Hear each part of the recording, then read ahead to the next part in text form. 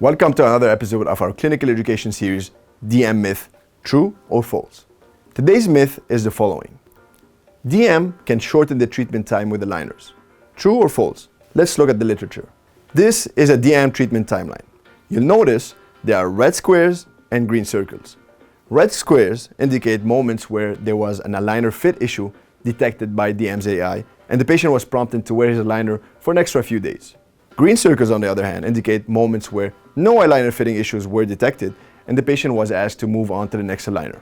That's known as the go-no-go system created by DM. The go-no-go system is a great way to avoid minor aligner misfits transforming into major ones, which would greatly deteriorate the treatment progress. But if you only prolong the treatment when there are issues, then that would inevitably lead to longer treatments, right? In a study published by Lame al. in 2023, they found that despite the fact that DM reduced the number of appointments, it led to slightly longer treatments. This finding isn't surprising because the DM go-no-go system is not a one-way street. DM has a feature called the adaptive scan interval. This feature allows you to tailor the aligner change frequency to each patient's biological response. In other words, if the treatment is going well, that interval can be reduced and vice versa, all according to your preference, of course. For example, in a case study by Dr. Owen Crotty, he demonstrated how he utilized this feature to achieve these results, progressing from this, while reducing treatment time by 20% and eliminating 6 unnecessary visits.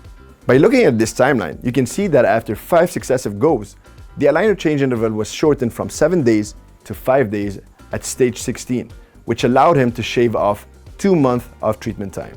Yeah, well, this was just one case, he got lucky. A recent RCT study done at Harvard showed that leveraging this feature has the potential to significantly reduce treatment time.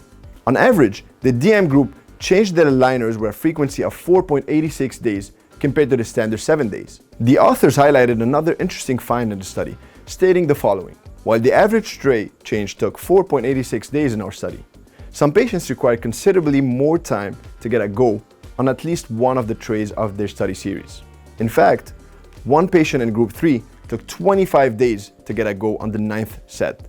Our result support a novel application for DM whereby aligner changes can be customized for each patient set of trays. So, can DM shorten treatment time with aligners? Obviously, we need more robust studies to give a definitive yes. However, available data suggests a strong possibility.